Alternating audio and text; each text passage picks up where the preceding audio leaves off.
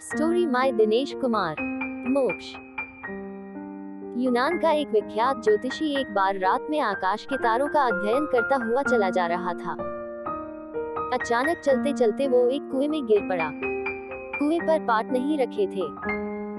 उसकी आंखें आकाश में अटकी थी और वह चांद तारों का अध्ययन कर रहा था। कुएं में गिरते ही वो कुएं के अंदर से जोर जोर से चिल्लाने लगा।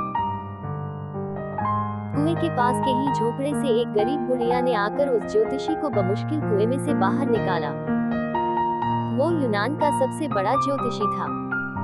उसके राज्य के सम्राट भी उसके द्वार पर आते थे। उसने बुढ़िया का बहुत बहुत धन्यवाद किया और कहा, देख, तुझे पता नहीं है कि तुझे सौभाग्य से किसको बचाने का अवसर मिला है। मैं यूनान का सबसे बड़ा ज्योतिषी हूँ। मैं तारों और नक्षत्रों की गतिविधियों और मनुष्य के भाग्य से उनके संबंध में मुझसे बड़ा कोई भी जानकार इस पृथ्वी पर नहीं है। बड़े से बड़े सम्राट भी मेरे पास आते हैं। मेरी फीस भी बहुत ज्यादा है, लेकिन तूने मुझे बचाया है तो तेरा भाग्य मैं बिना फीस के देख दूंगा, तू कल जाना। वो बुढ़िया हंसने लगी। ज्योतिषी ने उस बुढ़िया से पूछा, माई, तू हंस क्यों रही है?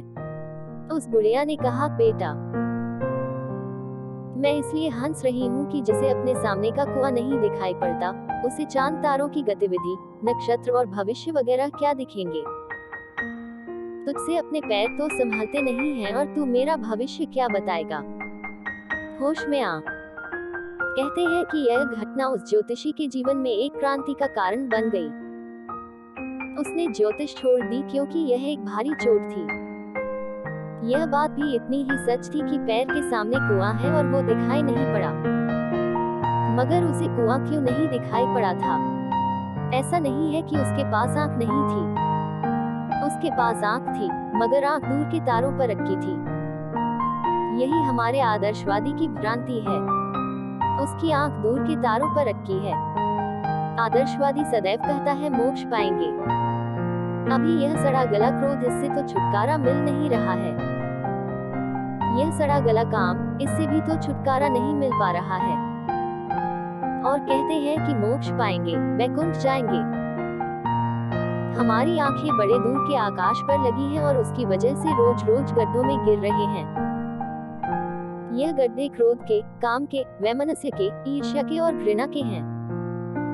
संत महात्मा कहते हैं, आंखें लौटा लाओ भूमि पर। जहाँ चलना है आंखें वही होनी चाहिए। अर्थात इस क्षण में ही आंखें होनी चाहिए, क्योंकि गड्ढे यहाँ हैं। और सारे गड्ढों से तुम बच जाओ तो उसी बचाव का नाम मोक्ष है। आपका दिन मंगलमय हो। इस कहानी से मिली शिक्षा को अपने जीवन में जरूर अपनाएं। प्रेरणादायक कहानियाँ प्राप्त करने के लिए हमारे चैनल से जुड़ जाएं। अपने दोस्तों और रिश्तेदार तक जरूर शेयर करना।